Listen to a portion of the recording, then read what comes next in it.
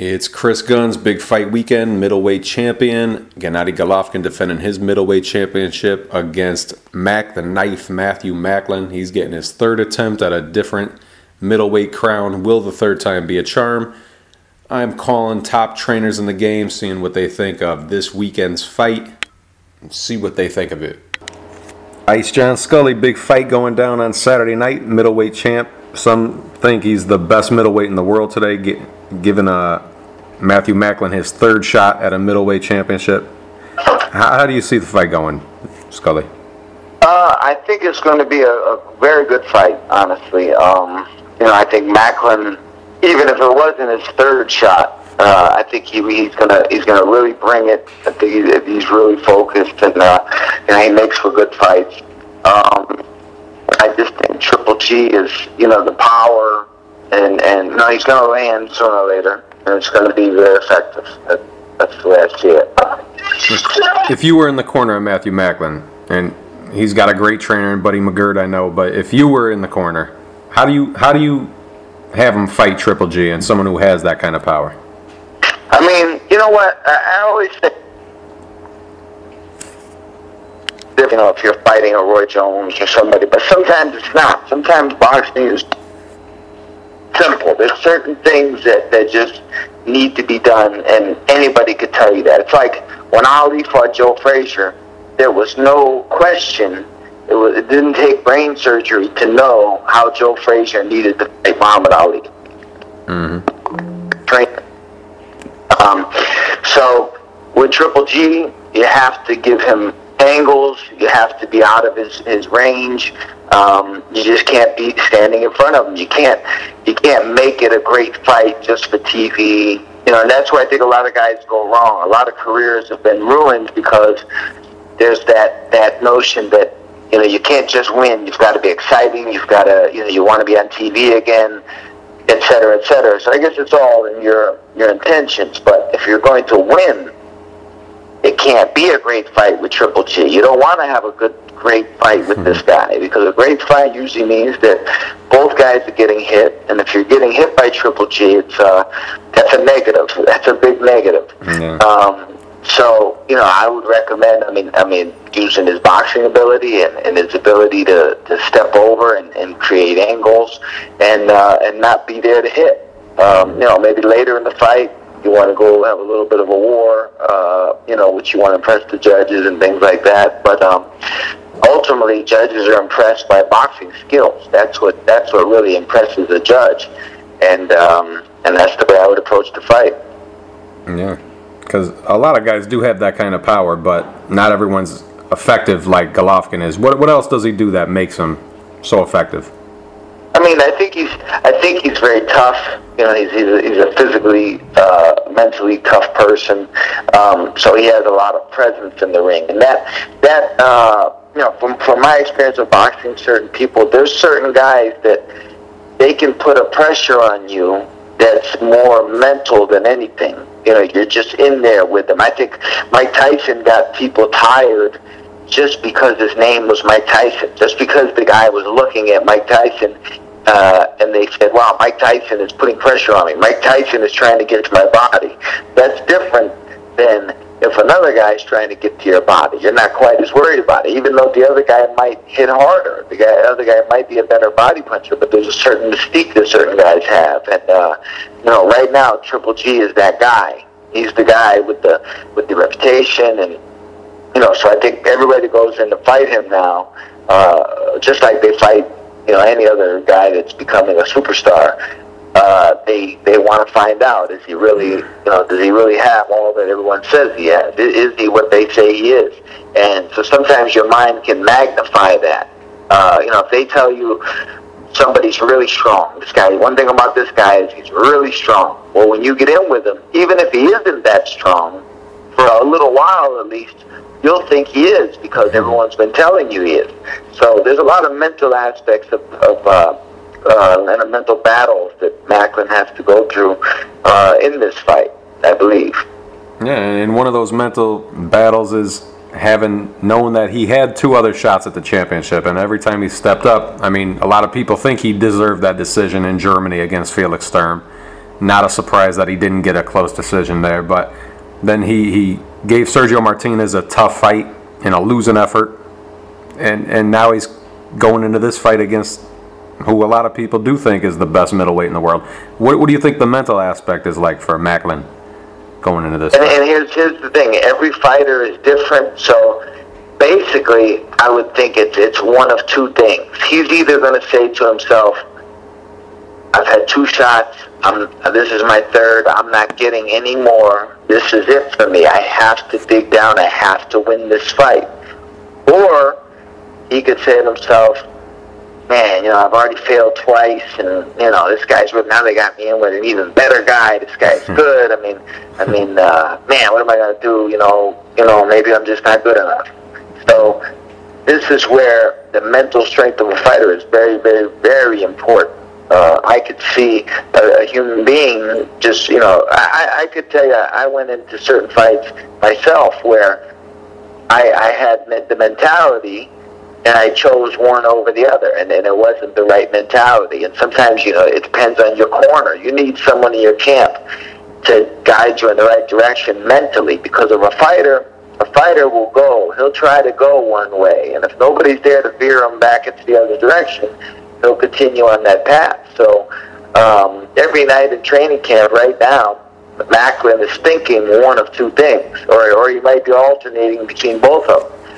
He might be really motivated in one moment because it's his last chance and he's got to do it, or he might slack off and say, what am I running so hard for? What am I sparring so for? Why am I doing so many sit-ups? I mean, it's not going to matter anyway. I've already got my third shot. I failed twice. I'm not going to be able to overcome it. So that's where the mental strength is going to come into play. And I don't know Macklin personally. I don't know how he thinks.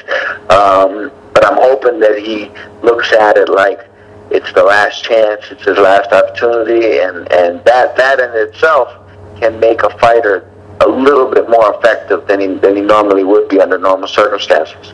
Mm-hmm. And I can't really tell how you sit with Golovkin. A lot of people are sold on him, but there's a lot of people who still have a lot of questions. How do you feel about Golovkin? Are you sold, or you still got questions about him? No, it's way too early to be sold. I mean, you look at a guy like Marvin Hagler, and Marvin Hagler had to beat Willie the Worm Monroe and all these different guys, Benny Briscoe, and people still weren't sold on him until literally it was 6 years later. Like, he fought those guys in 76. It wasn't until 82, 83 when people started saying, wow, this Hagler, he's really something, man. He's going to be an all-time great. I think it's way too early to say Triple G is the man. He's it. He's the guy. Just like with Hopkins, it took Hopkins over 10 years before people realized what they were looking at, and they were sure about it. So I think right now, even though he's the champion, Triple G is more like a really hot prospect, and that's the boxing climate that we live in. Even though he's a champion, we're not sure. We're not sure if this guy's totally legit, but it looks like it. It certainly looks like it. Yeah, and so I guess it's time to put you on the spot. What do you see going down tomorrow night, Ace? I think Macklin is going to put it all on the line. I think he's going to choose that route, and he's going to say, this is my last opportunity, and that'll make him a better fighter. It'll make him more willing. It'll make him tougher. But by the same token, that'll open him up for more punishment, more counter punches. I don't know if he has the boxing skills to execute well enough to beat Golovkin. So I would say my gut feeling would be to go with Golovkin. I wouldn't be surprised at a late knockout, but I would probably take a decision in a good fight. But I'll take Triple G in a good decision, a solid decision. Wow, a decision. So you're expecting Macklin to be tough enough to weather that storm? I believe so. And again, I think he'll realize at some point where, and Buddy will be right there explaining that there's some boxing knowledge needed to be executed here. You need to box and step around and use your angle. So I think he'll realize that early on, and he'll not be right there in front of him the whole time. If Triple G wins impressively and decisively, if you were his man, who would you want next for him? I think it's probably, at this point, him and Martinez would make the most sense, because they kind of need each other. They need the big fight in that weight class. And I think, I'm from the school of thought where you want to prove yourself. Sugar Ray Leonard, Sugar Ray Leonard went out there and looked for, and I was just talking about it on my Facebook today, as a matter of fact, where I said, in less than 2 years, Sugar Ray Leonard, as a young man, he fought Benitez, Duran twice, and Hearns. He went looking for the top guy in the division, and when he beat that guy, he looked for the next top guy. Right now, even though it's not a mega fight, but Macklin and Golovkin and Martinez will be the marquee fight of that weight class. They have to fight each other. Yeah, big fight. It's going down tomorrow night. Foxwoods in Connecticut, your backyard. You're going to be there, Ice? Yeah, I'm actually working with a guy on the undercard. Actually, a couple guys helping in the corner. So I will be there. So I'll be at the weigh-in today. Who do you got fighting? The kid by the name of Dusty Harrison from Washington, D.C. Hot prospect. Helping his father in the corner with him, and he's hot. I think he's like 14-0. He was a really highly ranked amateur. He was a really talented kid out of D.C. So I'll be helping with him on the undercard. That's great. And wasn't he the youngest guy to turn pro, I think, ever? Yeah, I think what was he, 17, 18? Yeah, I know he went pro young. He definitely went pro young, and he's, like I say, he's already had 14 fights, and he's advanced for his years. He was a really talented amateur, and probably the hottest prospect in West Coast, East Coast. Good luck tomorrow night, Ice. Appreciate your time. Thank you very much. Armando Wiz Fernandez, big fight going down on Saturday night. Middleweight champion. A lot of people think he's the best middleweight in the world today. He's taking on Gennady Golovkin, best middleweight in the world today. A lot of people are saying he's taking on Mac the Knife, Matthew Macklin. How do you see the fight going, Wiz? Well, I see an easy fight for the Russian. Golovkin he's a hard puncher. And punching is something you can't teach. It's got to come with you. You could be a good foot boxer, and you can be fast, but not necessarily hit hard.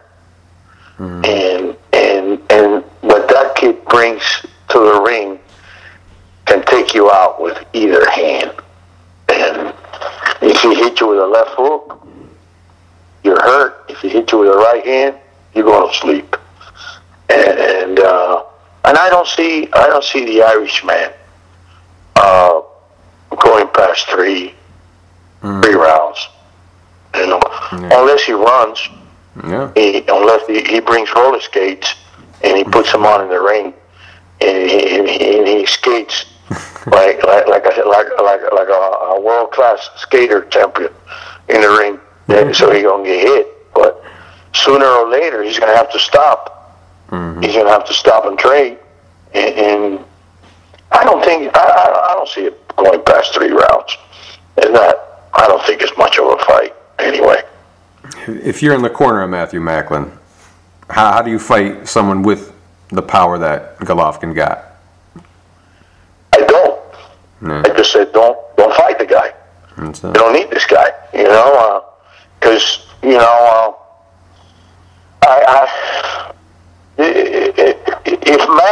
if Macklin had the tremendous boxing skill of a Regundao, okay,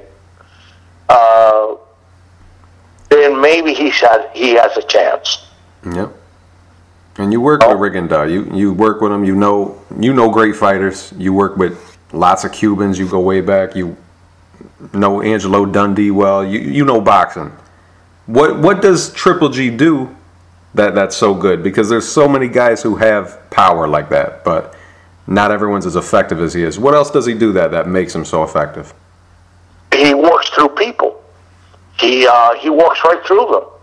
Once he comes out the first round, and he's ready to tag you, but he measures to see what you got, and you know, once that first round is over, you know, if he doesn't take you out on the first round, then he knows exactly already what you got.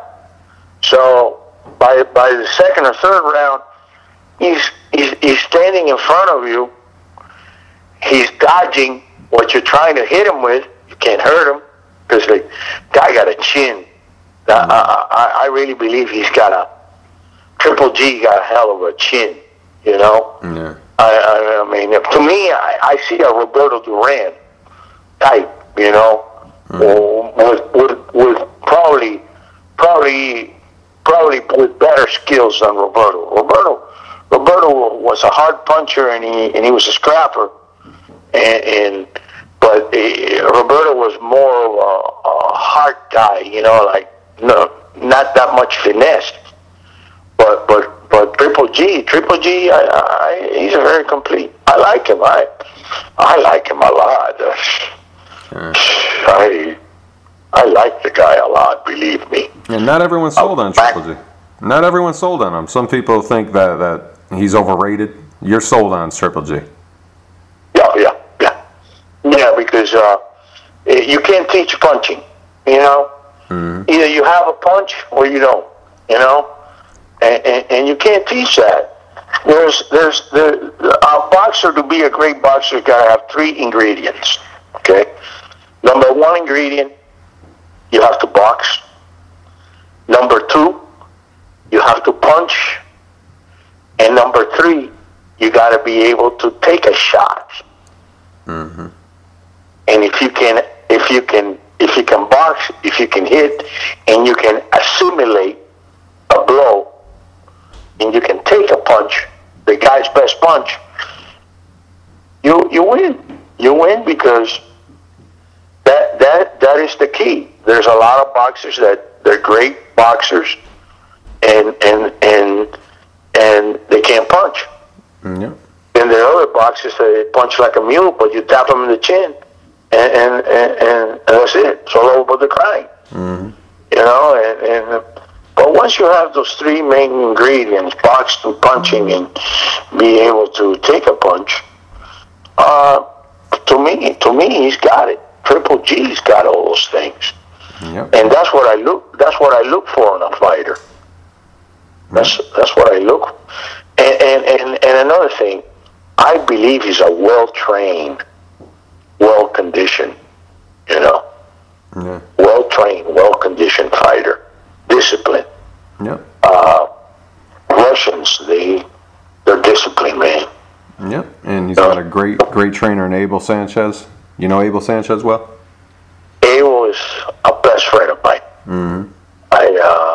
I known Abel for over 25 years. Wow. Abel is a hell of a fucking trainer. Yeah. Let me tell you. Abel Sanchez knows the angles.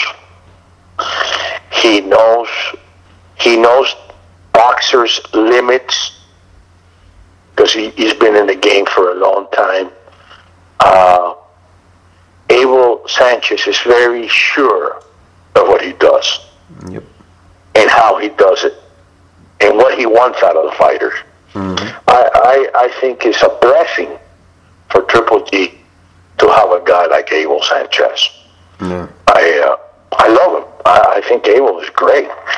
Matter of fact, I spoke to him like 2 or 3 weeks ago, and you know, I consider him a great trainer. Mm-hmm. To me, he's like a Robert Garcia.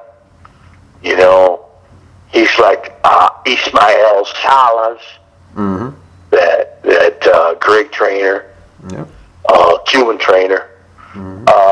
You know, I got him in that category of great trainers. Mm-hmm. You know, Abel. Let me tell you, Triple G will look good will look good. He's going to punch. He's going to box. He's going to. I don't see Macklin going past 3 rounds because Abel tells the fighters. Okay. As a matter of fact, I worked a fight with Abel on November 16th down here in Miami. It was at Showtime. He had a Russian kid that haven't fought like in 2 years, and he kept telling the Russian kid, do this, do this, do that. And the kid was not doing it. The kid wanted to just go out there and he was taking extra punches when he didn't have to. And Abel got so upset in the corner. He says, listen, man, you better do what I fucking tell you. That's what he says. You know, you better do it now. I was doing the cuts for him. He almost slapped him in the corner. Wow. And then when the kid actually did what Abel was trying to tell him for the first 3 or 4 rounds, fight was over. Fight was over. Yep. You know, he told him, don't give him some room. He says, don't rush him. You know, when you got him in the ropes, take a little step back. You know, let him bounce off the rope and catch him on the bounce. And he did, man. When he hit the fighter with that, like that, fight was over. And that's the difference between having a good trainer and a great trainer. And a great trainer. Yeah. And now Ed Sanchez is a great trainer. Yeah. Let it be no doubt, he's a great trainer. Yep. And I've been watching him for years and years and years. You know. Mm-hmm. I met him in Arizona back in the early '90s, and I saw him work in Arizona with some fighters. Nana Kanadu. You remember Nana Kanadu? Yep. Nana Kanadu. I remember. From Ghana. Yep. Good fighter. Yeah, well, Abel was one of his trainers, and when Abel tried to show him new stuff, the Kanadu would put these faces like, I don't want to learn nothing new. And that's the biggest mistake a boxer can make. Yeah. You know, be close-minded, because there's so many things to learn in boxing, and every trainer brings something different to the table. Mm-hmm. And some of them bring nothing. Yeah. Well, they baffle you with bullshit instead of dazzling you with brilliance. But Triple G is a lucky man. Lucky man. He's got a great trainer, and that's another reason why I picked Triple G to take Macklin out in 3 rounds. And if he does win in 3 rounds, or any kind of way he wins impressively and decisively, if you're his man, what would you want next for Triple G? I would want the best fighter on that weight. I would look for some kind of to fight another title holder, you know, and try to unify the middleweight title since Marvin Hagler, you know. Mm-hmm. You know, Marvin had all the belts. Yep. WBC, WBA, IBF, and the only one he didn't have was the WBO, because he never fought for that one, you know. Hagler never fought for that one, I believe, but he was the unified. He was the only champion, and I think that Triple G can do that. I don't think there's nobody there that can hurt him. They can hurt him. They can tap him in the chin and hurt him. The guy got a chin of steel, man. You know, I mean, I seen him take some good shots, and the guy don't even blink. Yeah. You know. Yeah, guy got a chin from hell. That's discouraging. That's discouraging. Yes. Here you come. You're a fighter, and the whiz is going to come up and hit the guy, and the whiz hit the guy with his best shot. Bam! and the guy just looks at you like saying, "Now you piss me off." When that bell sounds, if you survive that round and you go back to your corner, you'll be looking at your trainer like saying, "I just hit the guy with everything. Could you please let me have the stool? I can hit him with that one. Maybe I can hurt him, because I hit him with everything I got and I couldn't hurt him.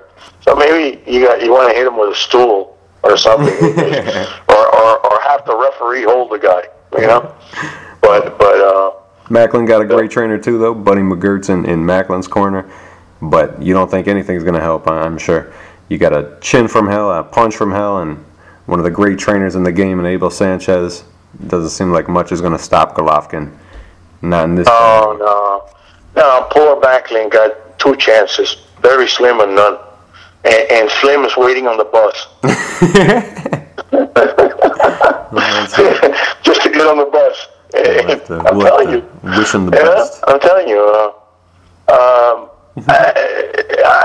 Let me tell you. What was Macklin thinking when he took on this beast?